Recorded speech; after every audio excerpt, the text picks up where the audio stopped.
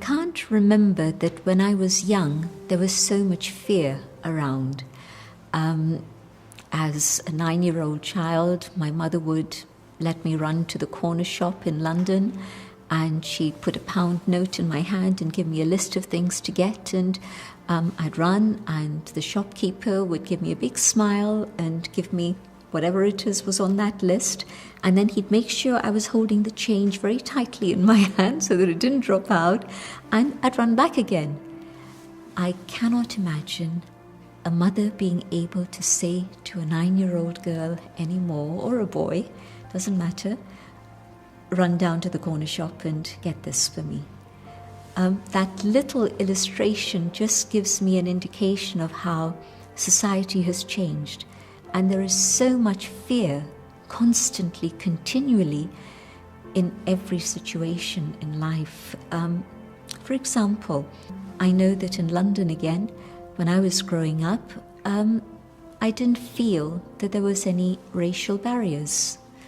And then there came a moment when there was a massive influx of people of color from Africa.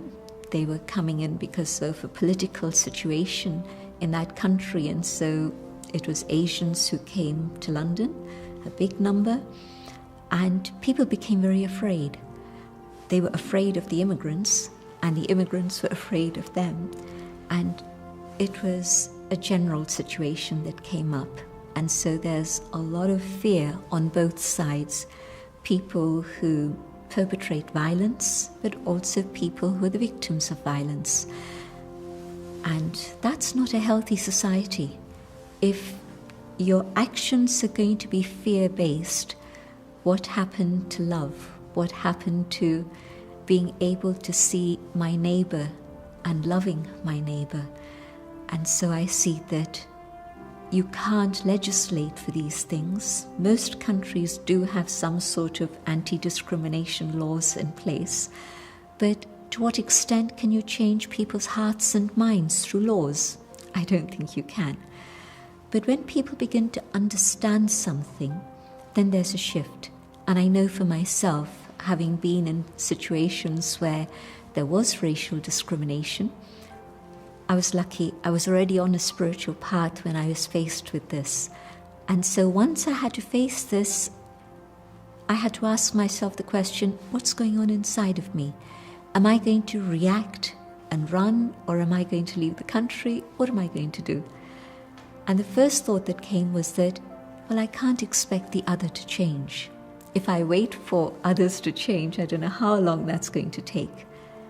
What I can do is come back to the inner being and get in touch with my own inner core values, and have respect for myself, and have that inner dignity in which no one outside can take that dignity away from me. When I start seeing myself as a spiritual being, then I can identify that whatever it is that's causing the discrimination or the bullying is something that's very external. Color obviously is one thing, gender might be another thing, but in the case of bullying, the other person is seeing me as someone inferior, and so they can oppress me. And the change that happens within the self is that I change my perception of myself. I'm no longer fragile, I'm no longer weak, I'm no longer an employee, but I am an individual filled with all virtues and all treasures, and I come back to that understanding of who I truly am as that inner being.